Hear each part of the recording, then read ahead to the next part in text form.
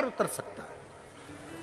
बस पितृपक्ष में एक काम चालू करो, पितृपक्ष में बन सके गौ माता को रोटी दो, पितृपक्ष में बन सके गौ माता को जल दो, पितृपक्ष में बन सके तो भूखे को भोजन कराओ, प्यासे को पानी पिलाओ। पितृपक्ष में बन सके, तुम्हें किसी ने कह दिया, कोई विद्वान ने तुम्हें बता दिया कि तुम्हारे पितृ दोष है, तुम्हारे घर में काल सर्प दोष है, तुम्हारे घर में ऐसा दोष है, तो एक काम चालू करो, 16 दिन श्राद्ध के एक चावल का दाना देवाधिदेव महादेव के शिवलिंग पर समर्पित करो, दूसरा चावल का दाना अशोक सुंदरी की जगह पर समर्पित करो, और एक लोटा जल पहले अशोक सुंदरी वाली जगह पर थोड़ा सा चढ़ाओ, उसके बाद शंकर भगवान को उस जल को अर्पित करो, अपना गोत्र बोलकर, अपने पितरों का स्मरण कर कर आपका पितृदोष अपने आप शांत हो जाएगा, दोष मिट जाएगा, आपका पितृदोष शांत।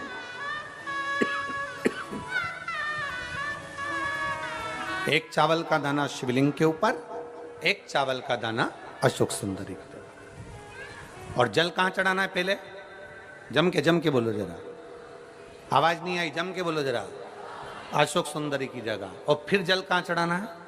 शिवलिंग के ऊपर, शंकर बाबा क्या बोलकर?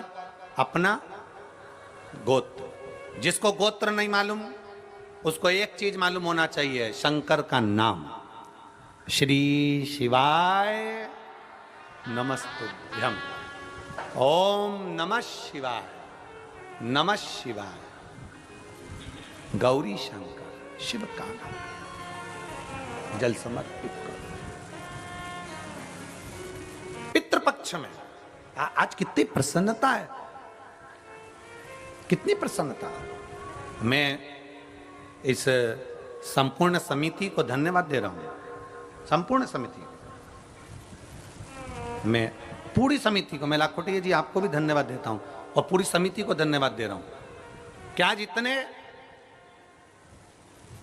इतने वनवासी क्षेत्र के ना जाने कितने भक्त जो नहीं जा पाए, उनको यह कथा सुनने को मिल रही है, और उनके लिए जो भोजन भंडारे की व्यवस्था भी करी गई है, तो शिव तत्व की प्राप्ति है श्राद्ध।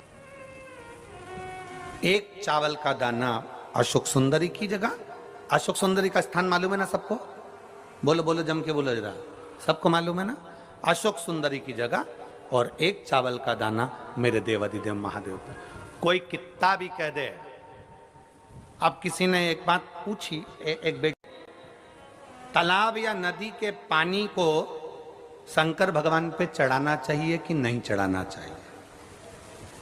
तालाब और नदी के पानी को चढ़ाना चाहिए, क्योंकि उसमें सब नहाते हैं, तो हम चढ़ाएं कि ना चढ़ाएं? तो मेरा अंजलि बेटी आपसे निवेदन, एक बेटी कहाँ है ये, इसको बुलाऊं जरा, कहाँ बैठी है? हाथ हिला जरा बेटा, अंजलि बेटी कहाँ बैठी बेटा? हाथ हिलाओ जरा। कहीं दिखी नहीं मेरे को, टीवी पे नहीं दिख रही है। हाँ दिख गई बेटा, आजा, एक बेलपत्र लेकर जा, आजा आजा। ए गुरुजी, तेरा ये शब्द नहीं भूलूंगा हो, ए गुरुजी। तालाब नदी का पानी शंकर को चढ़ाना चाहिए कि नहीं चढ़ाना चाहिए? क्योंकि उसमें सब नहाते हैं, सब तरह के लोग होते हैं, सब तरह के लोग नहाते हैं, तो वो पानी हम चढ़ाएं ना चढ़ाएं? मेरा अंजलि बेटी से निवेदन है कि स्मरण में लेकर आओ, अग्नि, वायु, जल, पृथ्वी, आकाश, ये 5 कभी अशुद्ध नहीं होते, ये शुद्ध की शुद्ध रहते हैं। पृथ्वी जिस पर तुमने गंदगी करी है, पृथ्वी कभी अशुद्ध नहीं होती, कभी अशुद्ध नहीं होगी। अब ये जंगल है, ये इतना बड़ा ग्राउंड है, अब जरा विचार करो, इस पृथ्वी पर लोग मलमूत्र कर कर गए होंगे, पहले ना जाने कितने लोग इस पे गंदगी कर कर गए होंगे, उसके बाद शिव पुराण हो रही कि नहीं हो रही? बोलो जम के बोलो। इस भूमि पर लोग बैठे कि नहीं बैठे, कथा सुन रहे कि नहीं सुन रहे? पृथ्वी, भूमि कभी अशुद्ध नहीं होती, अग्नि कभी अशुद्ध नहीं होती, अग्नि कभी अशुद्ध नहीं है, आकाश कभी अशुद्ध नहीं है,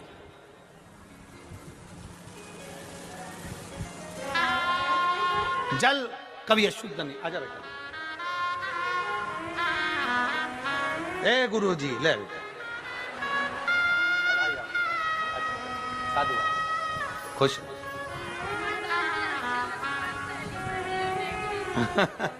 समझो हे गुरुजी। हाँ, बेटी ने हिम्मत करी है प्रश्न लिखने की, एक बार जोरदार ताली बजाकर स्वागत करो। ये बेटियों की हिम्मत है। कि वो मुहूर्त कोई के अच्छा काम करने के लिए मत जाओ, अच्छा मंगल कार्य के लिए आगे मत बढ़ो।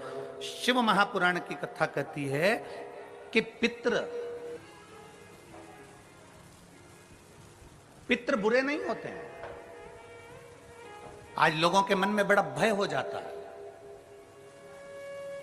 व्हाट्सएप खोलो, फेसबुक खोलो तो ब्राह्मणों के लिए लोग कमेंट्स करना प्रारंभ कर देते हैं कि अब श्राद्ध पक्ष चालू हो गया, ब्राह्मण जीमने के लिए जाएंगे। कोई ब्राह्मण की तुलना कौवे से कर देता है, कोई कुछ कह देता है, कोई कुछ कह देता है। ना,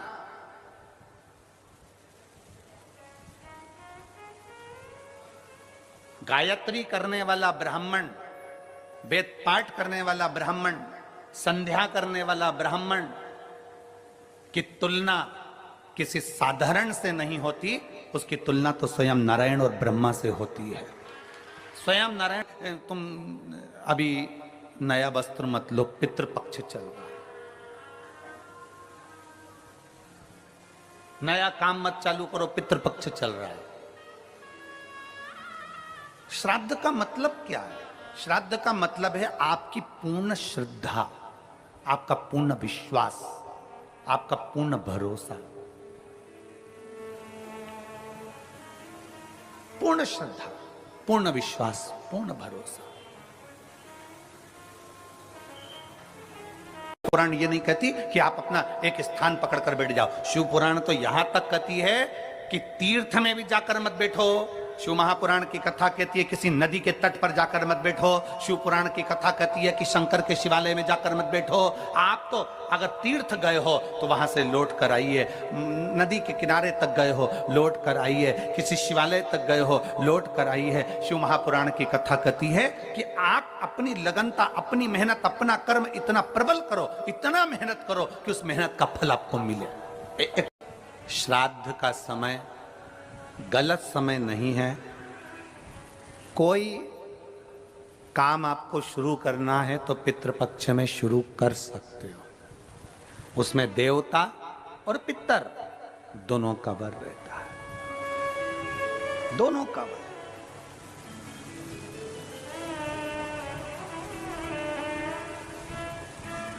कितना देते हैं शिव? शिव महापुराण में कथा आती है, पितरों की 3 बेटियां, मैना, धन्या, कला।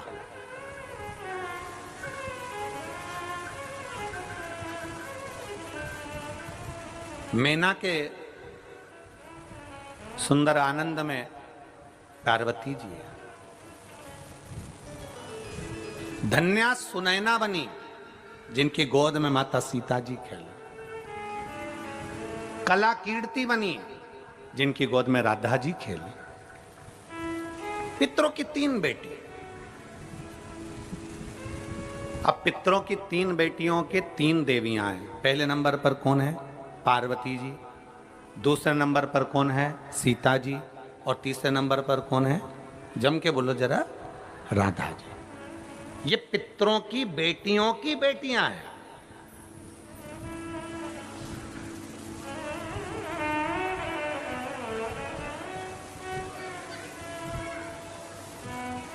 अगर पितृपक्ष बेकार होता, श्राद्ध पक्ष अगर बेकार होता, तो इन 3 देवियों का नाम उच्चारण करने से जीव कैसे? पितरों को छोड़ा जाता है, भोजन मिला तो ठीक है, नहीं मिला पितर चले गए। चंद्रलोक से पितृलोक के बीच में एक पितृलोक का सीढ़ी पड़ती है, जीना, सड़ा सीढ़ी, जिसपे पितर चढ़ के पितृलोक जाता। उस सीढ़ी पर कौन रुकता है? उस सीढ़ी पर पितृलोक में जाते समय कौन रुकता है? तर्पण शिव महापुराण की कथा कर रही है कि पंचमी का श्राद्ध था, पितर आए, पर आपके यहाँ पर उनको भोजन नहीं मिला, वो पंचमी के दिन का श्राद्ध नहीं जीन पाए, चले गए। पितृलोक की सीढ़ी पर जाकर बैठ जाते हैं। अंदर जो पितर जाते हैं, वो पितर जब अंदर जाते हैं, जाने के बाद बात करते करते जाते हैं कि हमारे बेटे ने हमको खीर खिलाई, हमको पूड़ी खिलाई, और उनके मुख से जो लाल टपकती है, तो जो पितर भूखे रह जाते हैं वो पूरा साल उनकी राल को चाटते हैं और बद्दुआ देते हैं कि हमारे बेटे 5 5 4 4 3 3 2 2 इतने बेटे और हमको भूखा छोड़ दिया। तो वो बद्दुआ देते हैं, जिसके कारणवश पितृदोष होता है। और फिर ब्राह्मण देवता कहते हैं कि ये पितृदोष हो गया। पितृदोष क्यों हुआ? क्योंकि भूखे रहे। शंकर पर जल चढ़ाने से 3 दोष अपने आप समाप्त हो जाते हैं। पहला पितृदोष, दूसरा कालसर्प दोष और तीसरा वास्तु दोष।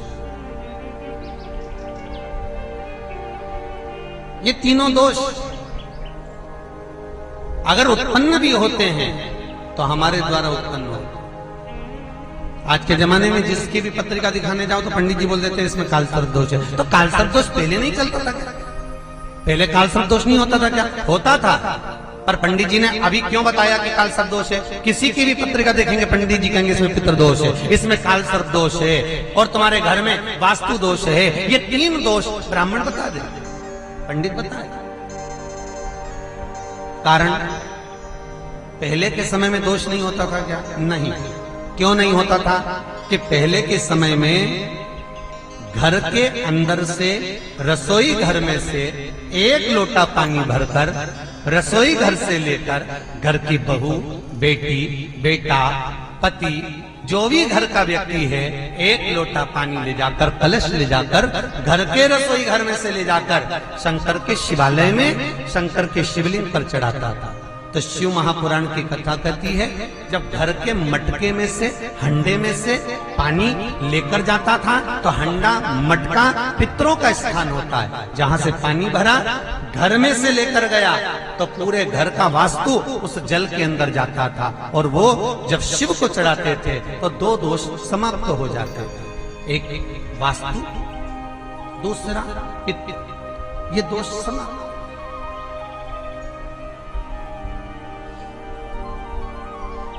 तीसरा दोष कालसर्प दोष कहां से आया? तो शिव महापुराण की कथा कहती है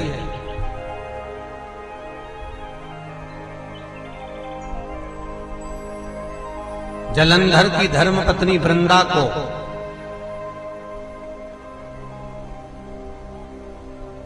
जब सात्वित्व भंग किया गया भगवान विष्णु के द्वारा, तब वृंदा तुलसी के क्यारे के रूप में प्रकट हो गई।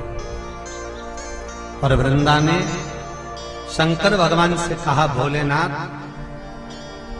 सारे देवताओं का चढ़ा हुआ जल मुझ पे चढ़ सकता है और मैं भी सारे देवताओं के लिए समर्पित रहूं, सारे देवताओं। पर भोलेनाथ, यदि आप पर चढ़ा हुआ जल मेरे तुलसी के क्यारे के अंदर आएगा तो उसको सर्प के डसे का दोष लग जाएगा, जिसको कालसर्प दोष कहा।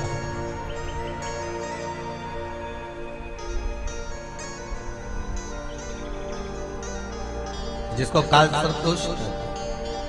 इसलिए हमारा हिंदू धर्म कहता है कि भगवान के स्नान का जल दूसरे वृक्षों में डालना चाहिए पर तुलसी में नहीं डालना चाहिए।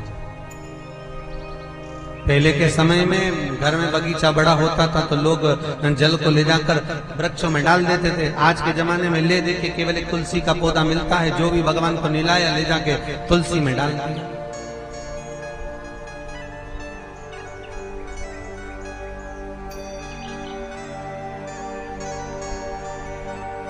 कालसर्प दोष लगता ही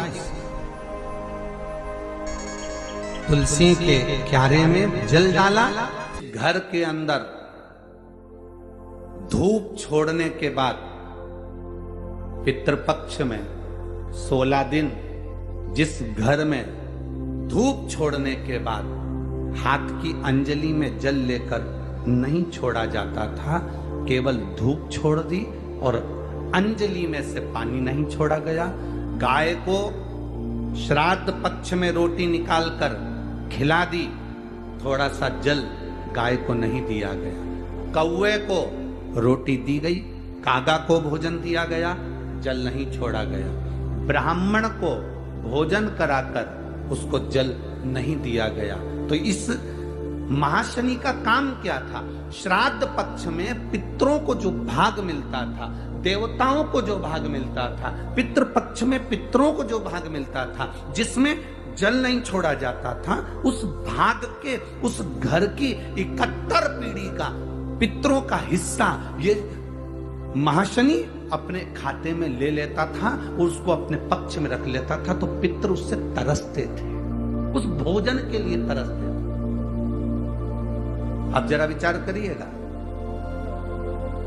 वैसे तो आप लोग सब समझदार हैं, वैसे तो आप लोग सब अगर धूप छोड़ते होंगे तो जल जरूर छोड़ते होंगे। बोलो सही है, देते हो ना जल। अगर अग्नि में तुमने थोड़ा सा भाग दिया है तो वहां पानी का छोड़ना जरूरी है, जल का छोड़ना जरूरी। देव पितर शिव महापुराण की कथा कहती है, घर में मान लो 1 रुपया कमाकर लाया जा रहा है, घर के अंदर यदि 1 रुपया आ रहा है तो सवाया खर्च हो रहा। घर में धन दिख नहीं रहा, एक जरा सा बर्तन रखा है, उसके पीछे घर में विवाद हो रहा है, तो समझ लो ये महाशनि का भाव प्रबल हुआ। घर में बच्चे, एक बेटा बीमार हुआ, एक बच्चा बीमार हुआ, ठीक हुआ, दूसरा बच्चा बीमार हुआ, ठीक हुआ, तीसरा बच्चा बीमार हुआ, ठीक हुआ। छोटे बीमार होते होते बड़े बीमार होने लगे, एक बीमार पड़ रहा है, एक ठीक हो रहा है, समझ लो महाशनि का प्रभाव है। मतलब तुमने, तुम्हारे घर में अगर 4 बेटे हैं, 3 बेटे हैं, उन्होंने धूप तो छोड़ दी, पर किसी ना किसी ने जल देने से उसको जल प्रदान नहीं करा। गाय को रोटी तो श्राद्ध पक्ष में दे दी, पर जल नहीं दिया गया।